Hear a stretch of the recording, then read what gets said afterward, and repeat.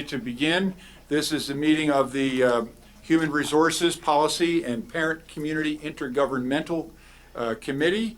And I'd like to invite everyone, please, to stand for the Pledge of Allegiance to our flag, and followed by a moment of silence. And if I could ask everyone, during the moment of silence, please remember one of our recent Boyertown High School grads, Justin King, who passed just a few days ago. I pledge allegiance to the flag of the United States of America and to the republic for which it stands, one nation, under God, indivisible, with liberty and justice for all.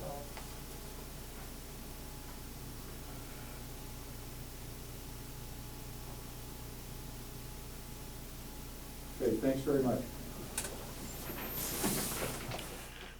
Okay, in accordance with our agenda tonight, the next item would be public comment. Is there anyone who has signed up for public comment? I would say, due to our small audience, we would allow that. So yes, please. Who am I? Do I have to say who I am?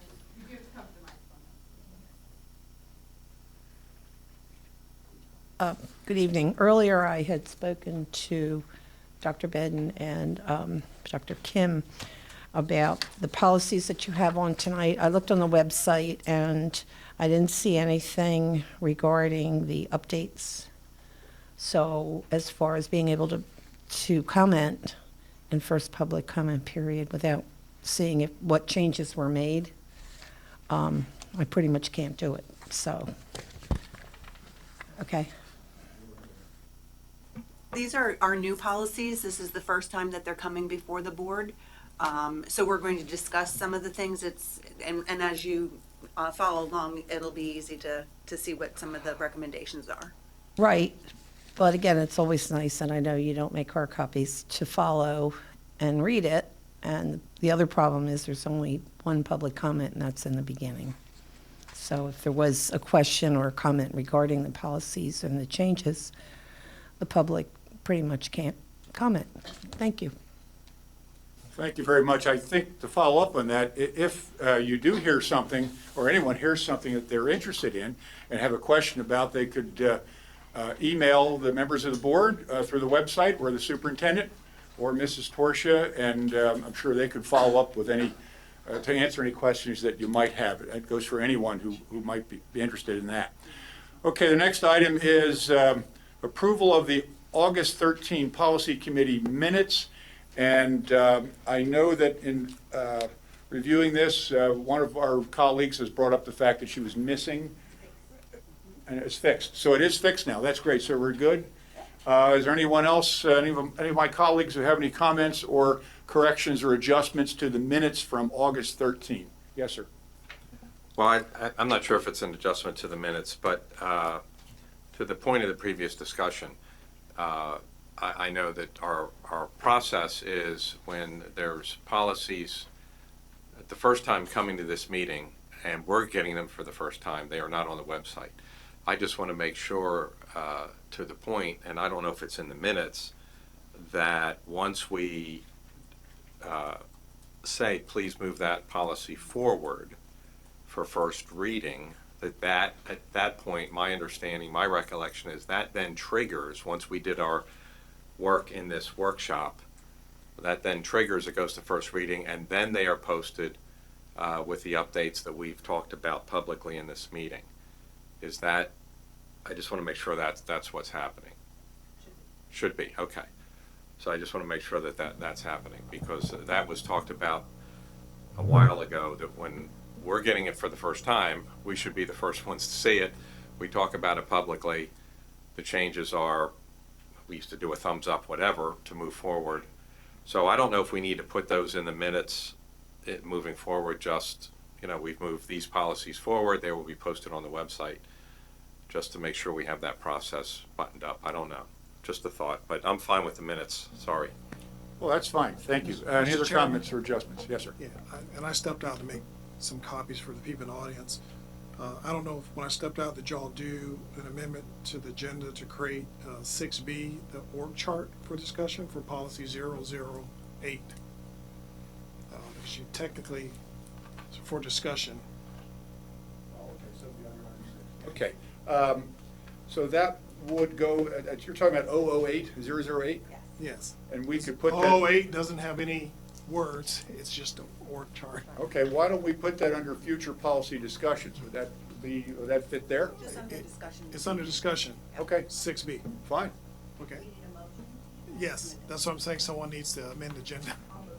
Well, okay, why don't we approve the minutes from August 13th first, and then we can get to your point, okay? Okay, how about a voice vote? All in favor of approving the minutes from August 13th by voice, please say aye. Aye. Any opposed? Okay, now we can get to the point that Dr. Bedden brought up. You're recommending a voice vote for that, is that correct? Yes, sir. Yes, so I would like to make a motion that we amend the agenda, now that we've gotten through the minutes, to add discussion on the BASD org chart for policy 008. Okay, voice vote, all in favor of that. Oh, you need a second on that, I guess. How about a second? Mr. Lewis will second it, and now we can ask for any discussion or question about taking this item to number 6 on the agenda for discussion.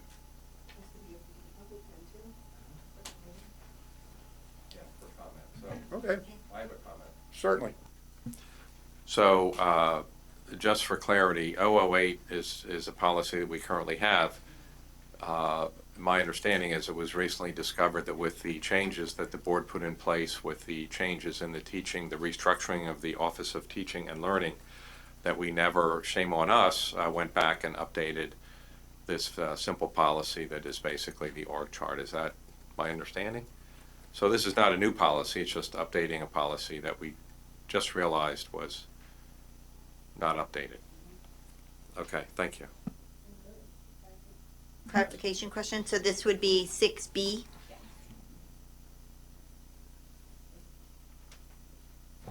All right, then I guess the next step would be, we have someone moved, we have a second, is that correct? And a public comment regarding the movement of this item to item 6 for discussion on the agenda. Reorganization chart?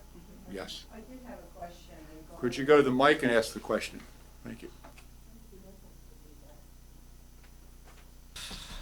I have a question regarding the Director of Facilities and Operations.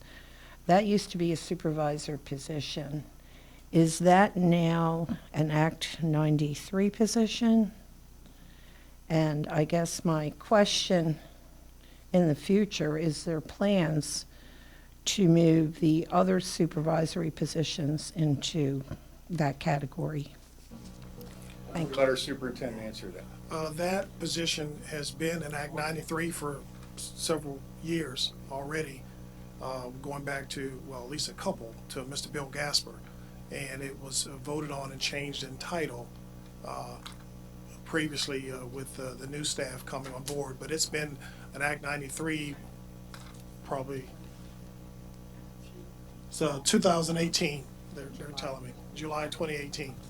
Okay, because I thought when I attended one meeting, I thought one of the board members had said Act 93, and I sat there and I thought, no, that's always been a supervisor position, but now I see on here. The supervisors still can be in that category of Act But they 93. were in their own category. That was done At away one with, point. yeah, that group. So the remaining supervisors, are they still supervisors? They're not in Act 93? Supervisors can be in Act 93, and they are Act 93. That So group that you're two- referring to doesn't exist. It was eliminated even Because before that's my a whole arrival. different group with different They're the only- benefits. I'm saying they don't exist. That was eliminated even before I came on as superintendent. Okay, very interesting. Thank you. Okay, now, where are we? We're at item 5. Is there any extra action or further action needed regarding moving this to item 6? Or are we just going to do it? Okay, we'll have a voice vote then. All in favor of moving that to 6, please respond by saying aye. Aye. Any opposed? Thank you very much. And now we can go on to item 5. We have policies here, and we'll hear from Mrs. Torsia regarding each of these. Okay, so the first policy that we are recommending is policy 101, and it's the mission statement. So since we have recently adopted a new mission statement, we wanted to make sure that we brought this policy up to date. It's just to reflect the recent board approval of the new district mission, vision, and goals. Okay. Is there any question or discussion from our colleagues about this? Mr. Elsier first. Well, once again, I think there was a lot of good work put into that. It was much needed and overdue for our district to update our vision and mission. I think the board, I can't speak for the board, but overwhelmingly, from my recollection of the meeting, is we adopted it wholeheartedly and all, and I think it makes sense to put it in policy and update for our vision and mission. So I think it's the right thing to do, plain and simple. Anyone else? Okay. Mrs. Deeroff, we're not trying to forget you. Is there any comment or question regarding this item? I'm fine, thank you. Thank you very much. Okay, then, we'll let Mrs. Torsia continue. Thumbs up to move to first reading? Oh, Mr. Lewis? go ahead, Mr. Lewis. No, I just say let's move it on. Is there any objection for us taking this on to the next meeting? First reading, that's correct. If there's no objection, then we'll take it forward. Okay, Mrs. Torsia, the next one. All right. Next policy is policy 209, health examinations and screenings. Per PSBA, policy language regarding physical examinations, screenings, and special examinations of students was revised to more accurately reflect state regulations and clarify the actions a school entity should take if a parent guardian fails to obtain or notify the school entity regarding a special examination for a student where it appears that a student deviates from normal growth and development, or where school examinations reveal conditions requiring health or dental care. Additional recommended language was added directing school health officials or staff to follow the requirements of law and board policy when implementation of this policy results in reasonable cause to suspect that a student may be the victim of child abuse. So Act 18 of the PA Public School Code is looking to provide an exemption for maintaining the confidentiality of student health records. The new section states that a school entity may disclose information from a health record to appropriate parties in connection with an emergency if knowledge of the information is necessary to protect the health or safety of the student or other individuals. In accordance with the Federal Family Educational Rights, FERPA, Act, new language was added to the policy to reflect this new school code provision. Policy 209, health examination screenings, is necessary for legal liability purposes. Our school nurses have reviewed the policy and they agree with this update. That was a mouthful. Hey, thanks for the explanation. Now we have time for questions and discussion. Mr. Elsier. So when I read through this and the piece there that we just talked about in the agenda, my understanding of this is 100% a PSBA strongly recommended update, so we're in compliance with the laws in the state of Pennsylvania. Is that accurate? That is accurate. Okay, thank you. Anyone else? Yes, Mr. Foust. Would this also potentially impact the school security personnel and any interventions they might deal with in a classroom as far as knowledge of health or medical conditions? I would imagine that they would then, if they are aware of something, that their information should also be disclosed, especially as it pertains to. I meant as far as them responding to a situation with a student in a classroom or something. I don't think so. This is strictly for examinations, and I wasn't taking what you're proposing as part of it at all. What's it disclosing in connection with an emergency? And I imagine security But I'm personnel thinking might- that it's probably ambulance or someone that would be needing to provide medical attention. Anyone else? Mrs. Deroff, do you have any comment or questions about this one? No, it's very, very intact. Okay, thanks. Well, if there's no further discussion on this, is there any objection to us taking this forward for first reading? I guess it's the 24th of September for the regular board meeting. Move it on. I'm sorry, Mrs. Deroff, say it again? She said Move move it on. on. Thank you very much. And let's do that. If there's no objection, we'll take it forward. Thank you. Good, thank you.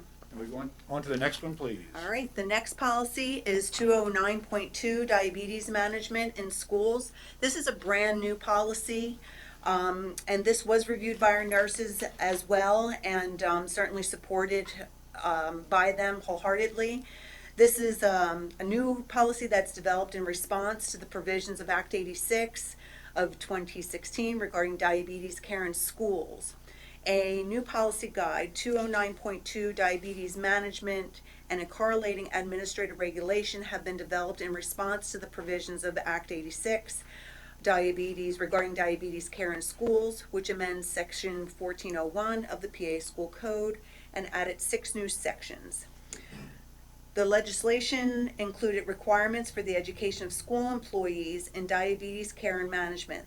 The Pennsylvania Department of Health, in coordination with the Pennsylvania Department of Education, is in the process of establishing education modules and guidelines for the instruction of school employees in diabetes care and treatment.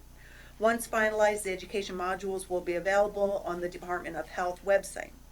The training of school employees in diabetes care and treatment is important because this legislation permits the school nurse, in consultation with the superintendent or designee, to identify at least one school employee in each school building attended by a student with diabetes to perform diabetes care and treatment.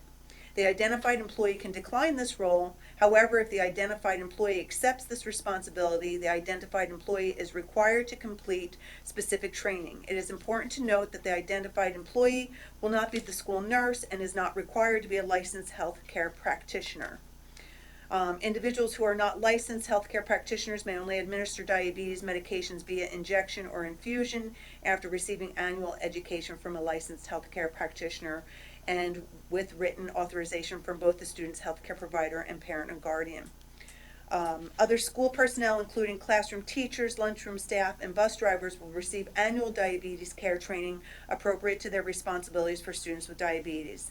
The legislation affirms that students with diabetes may be granted permission to possess monitoring equipment and self-administer diabetes medication upon the submission of required documentation from the student's parents, guardians, or healthcare practitioner, and written acknowledgments from the school nurse and the student.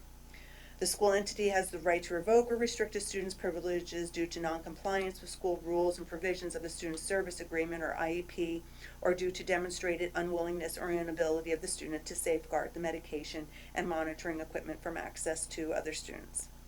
If the district prohibits a student from possessing and self-administering diabetes medication, operating monitoring equipment, or if a student is not capable of self-administering diabetes medication or operating monitor equipment, the school entity shall ensure that the diabetes medication and monitoring equipment is appropriately stored in a readily accessible location in the student's building. The school nurse and other designated school employees shall be informed where the medication and monitoring equipment is stored and has means to access them. So this policy, like I said, was reviewed by the nurses. We have a growing need of students with diabetes and who are coming with their own equipment. They're literally attached to their insulin pumps. And when students are on field trips, on the buses, there's a lot of times where nurses may not be readily available. So I think that this policy is looking to be proactive in making sure that people are trained in how to best help that child should their blood sugar rise or fall. So that's why our nurses feel very good about this, and of course with the training that has to come along with it. So to be clear, oh, sorry. Oh, Any questions? I was going to ask for that, and you're first. Sorry, I just jumped in, that's rude. So the additional people that would be trained, so I was just keying on the idea you had a school trip. So are all bus drivers and like every teacher that ever accompanied, I mean, so the policy referred to basically somebody, a non-professional practitioner at every school being trained, that makes sense.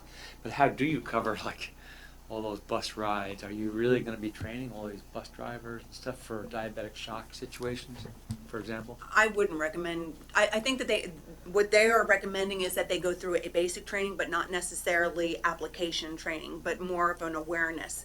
What we want to do is make sure that if the nurse can't be on that particular bus trip, that either the teacher or a paraprofessional that may be attached to that student would be able to then step in and have that training.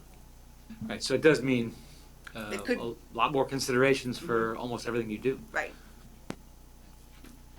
Yes, Ms. Nyman. So it's my understanding now that students can carry it?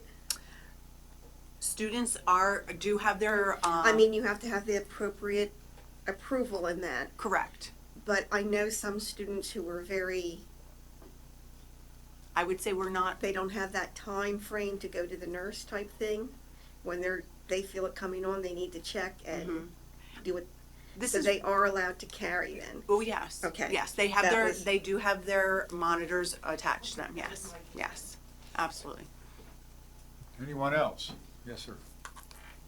So this sounds like similar to the last one, that this is a much-needed policy, compliance with state law, mitigates our risk from a liability standpoint. Yes. It's the right thing to do for students as well. So sounds like definitely good to do. Thank you.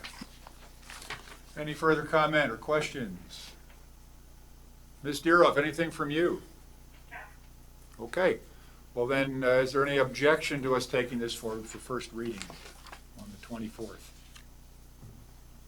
Then we'll take it forward. Then we'll go on to the next policy. Mrs. Torsia, please. Okay.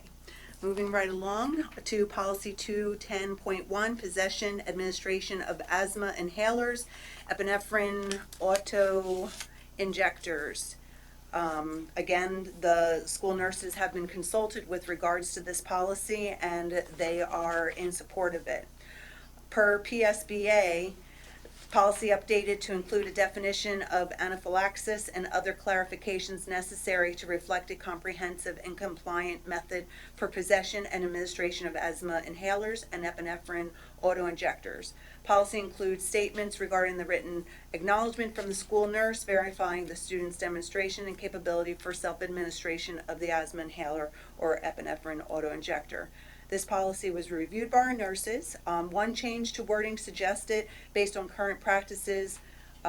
Majority of new language is already current and is practiced in Boyertown Area School District. So as you look at the policy that we have, this is not brand new, so this is updating the policy. So much of what is in there we have already been practicing.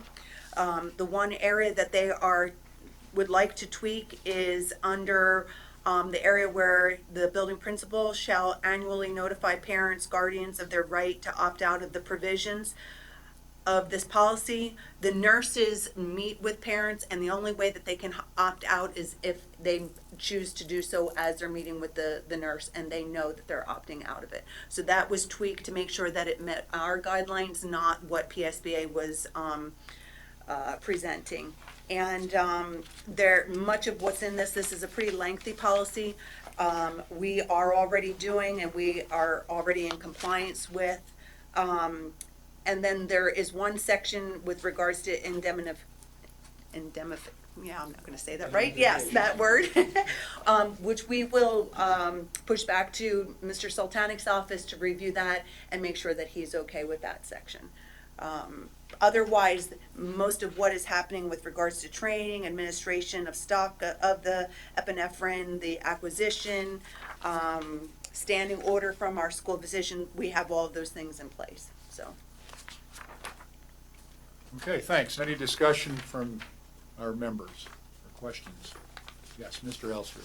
Well, once again, it sounds like it's absolutely the right thing to do, and I think this agreement with PSBA is paying off with our policies to keep them current and updated and in compliance with state law, etc. So I'm good, thank you. Okay, anyone else? Yes, Ms. Nyman.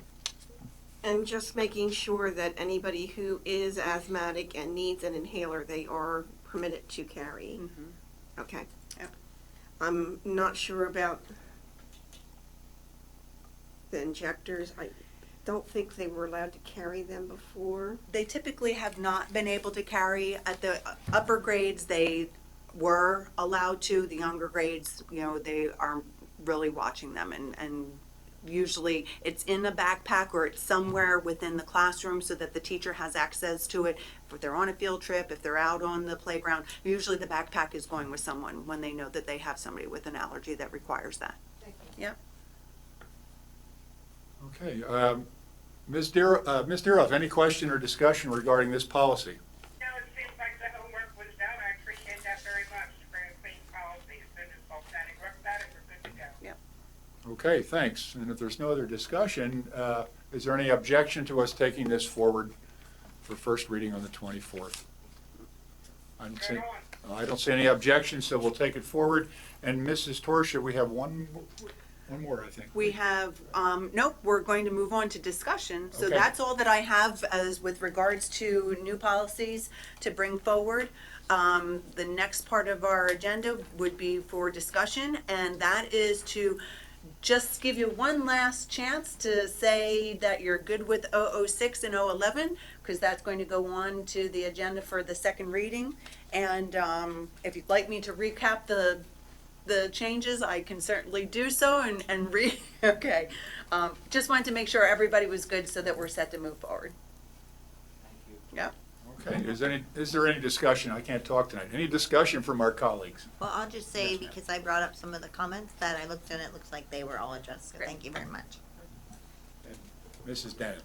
Yes, and I think it was the language specifically related to the part about personal reflections. I think that the wording that we put in is really, really good, and I think that the 3 minute, is this the 3 minute one too? I'm just looking at Yes. it. So I think you know, we had discussion on that, and that's going to be good. So I just want to, you know, make a comment. We're discussing this again at a committee meeting because at our last meeting, there was a very lengthy discussion on it. So I'm hoping that everybody will share their comments tonight, so then when we get to the September 24th board meeting, we do not have to reiterate the issue. I realize some school board members are not here, but I would just hope that as a board and in the interest and fairness of everybody's time who took the time to come here tonight and discuss this, that we will hold to that and will not engage in any more changes or discussion about this policy. Okay, and with that in mind, is there any further discussion or questions from my colleagues? Yes, sir. Just a general observation, if it's not already up. As time goes by, we see more and more very specific policies being written for certainly the medical conditions. And it reminds me of the challenge that all this puts on the entire district, the teachers, the staff, everybody. It's just something to keep in mind, and the public should keep in mind when we think about all the things that our educators are expected to deal with. They're expected to some degree to become minor medical professionals. Just an observation. Thank you. Okay. I just have one comment. Yes, Ms. Diro. As I said before, I don't like the 3 minute time thing in this policy, but I know I'm outvoted, but I just don't think it's fair to ask a board member that's an elected person to keep their comments to 3 minutes. But I'll go along with it. Just wanted to tell you I'm not happy with it. Okay, thank you very much. And at this point, I don't believe there's anything further we must do with this, or there is? No, this will be going on to Right. second reading, Right, a final reading, actually. right. Okay, and after that, I guess our next item would be the 008? Yes. Am I correct? And I think our superintendent's going to take over. This, obviously, as a policy, doesn't have words, so it's really an HR process to update the org chart that Dr. Kidd worked on. As mentioned earlier for Mr. Elsear, my conversation with him, that we detected that with all the work with the budget and everything else, that when the changes were approved to the restructuring, for example, of Mr. Stout's area, we failed to go back and start addressing the org chart, and just like the facilities title was modified, that wasn't changed. So what you see before you is a draft of the iteration that we would be bringing for you at some point to approve. What I want to point out to you is in the reorganization of teaching and learning department, which you often know it as, we were also no change in job description, but are updating that position title to say what it does, teaching and learning. So assistant to the superintendent of teaching and learning. Everybody follow me so far? Which means we need to address the one director that was already there, that title. That should probably have an asterisk. Mr. Stout will be working with that person to see if there are any particular modifications to share with Dr. Kim to the actual job duties along with it. But again, same pay grade, nothing can change there. Correct? So there's no fiscal. In his presentation, he moved over. IT was moved over to academic side. That was part of your presentation that you receive. And the outstanding issues to the far right, where you see an asterisk with business, it was that title actually used to be that title. Dr. Kim is working with Carol as she transitioned in to determine if there's any modifications to that job description or not. So this was not just to give you a first look as a draft of it, so you're not like, and to give us any feedback or concerns that we need to be aware of before we bring it to you for approval. Okay, so you'll be bringing this to us at some future time with those adjustments or whatever. Yeah. Any further discussion or questions about this? Yes, Mr.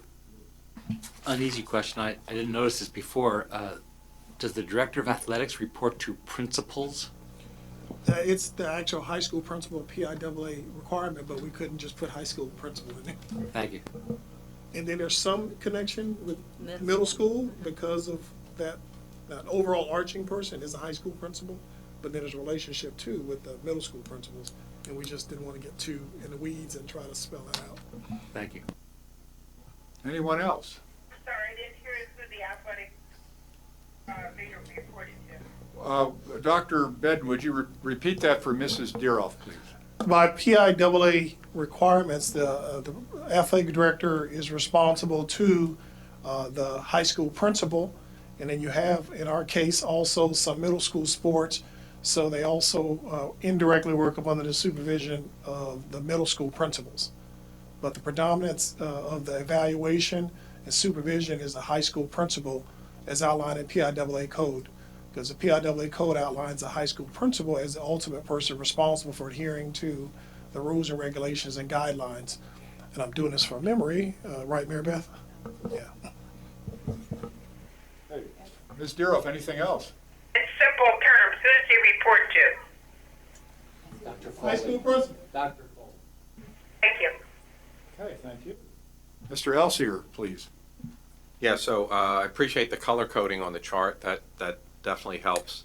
And I know that we recently voted what I think would be under another service provider, and that's the second police officer. Should they be on here, or is it kind of a moot point? I don't know. We, for the purposes of not confusing, and this is what it's a little bit more here than the last one, but the team went back and forth and decided, let's keep this clean one. What you will get eventually is more behind it based on the cabinet level person. Like, it almost looks misleading, like HR has nobody underneath it, but it's a lot of support staff. So there will be a page just for HR that drills all the way down. There will be a page for CFO, because there's other things up under the CFO that's not here, that'll drill farther down. And there will be a page under student and administrative services, because people call operations and really isn't that anymore. It'll drill farther down, like registration, all those things are, people don't know that that's what is up under that area. So you'll actually get a single page that actually drills down farther based on the cabinet level title.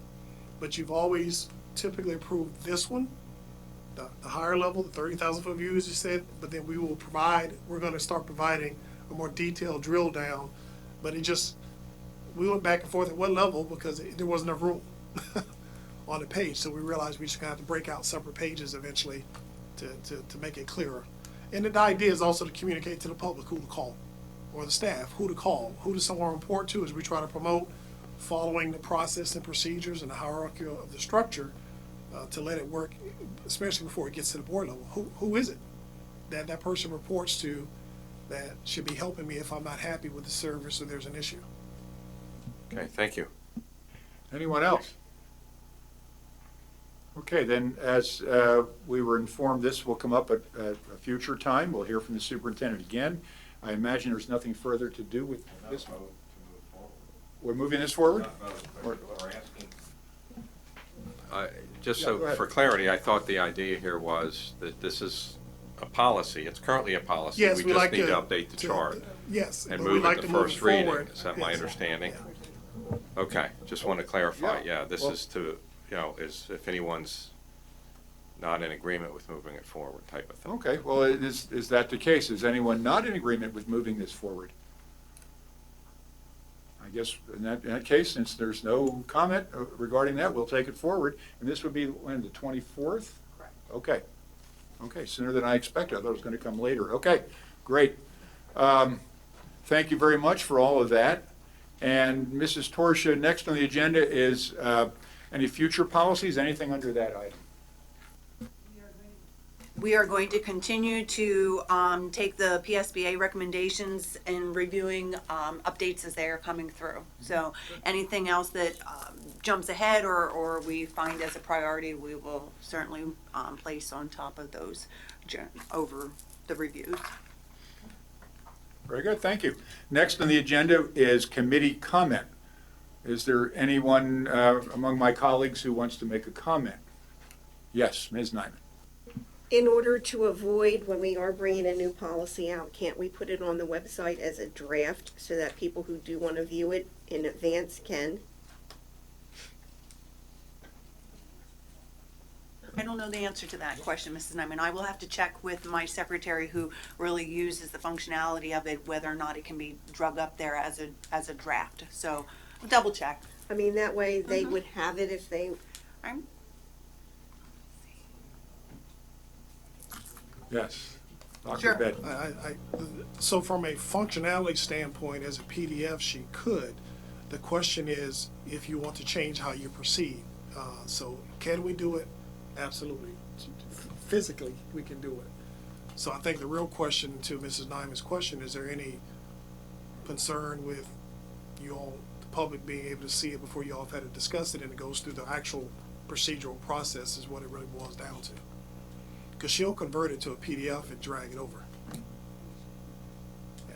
Well, let's hear from our colleagues. What do you But it's think about just that? not changing your procedure without you all telling us, or your process that you've used in the past. My gut tells me it doesn't make any difference whatsoever. On the other hand, it would be nice generally if the board saw the first run through. And my experience so far is witnessed the famous discussions about the 3-minute limitation. We've hashed that into the ground. So my gut is that the public has a long time, even if it doesn't go up for the very first time the board sees it, as long as we get it up in a timely fashion, the public has a long time to see it and address those things. But I don't fundamentally see an issue with the public seeing these things necessarily. Would anybody disagree? Yes, ma'am. in all fairness, if we're being transparent, there shouldn't be any reason why we don't put it out there. Because technically, we're getting the information on a Friday, and they're only getting the information, I believe, on a Monday is when we post it to the website. Am I correct, Dr. Benton? Yes, unless there's some other direction given, they try to make sure there's nothing that you all see that needs to be changed, so they typically wait for a thumbs up from myself, or if I'm not in the office, they usually talk to Mary Beth or somebody to say, is it good to go to post? So, yeah. I mean, it's, Mrs. Curry, I know, is always at these meetings, and she does read over the stuff, and I don't see a reason why anybody from the public shouldn't be allowed to look at it. It's a draft. For us, it's a draft. I mean, they might have input that we don't think about. Okay, well, thanks for that comment. Mr. Foose? Just to be clear, I mean, people have several opportunities to comment and weigh in specifically on policies before anything were to be adopted by the board, because there is a process of it being introduced, a first reading and a second reading. I don't believe that there's any strong positive or negative to starting the process of having it posted publicly earlier, but I don't have a strong argument for or against. I just want to clarify that these are not being posted and then adopted without public input. There are several opportunities, not just at committee meetings, but at public voting meetings, where these are discussed, not just by the board, but with opportunity for the public to weigh in as well. Hey, Ms. Deeroff, did you have a comment? I can't wait for that 3-minute thing to start though now. Okay, thanks for that comment. Yes. Mr. Elsie? Yeah, so I'm just trying to think back to this whole process, and I believe it was several years ago when we went into this with PSBA, and with all the work that had to be done, the idea it's not about not being transparent or providing anything. It was really about, here's a policy board, and we, as the elected officials, we should be the first ones to look at it.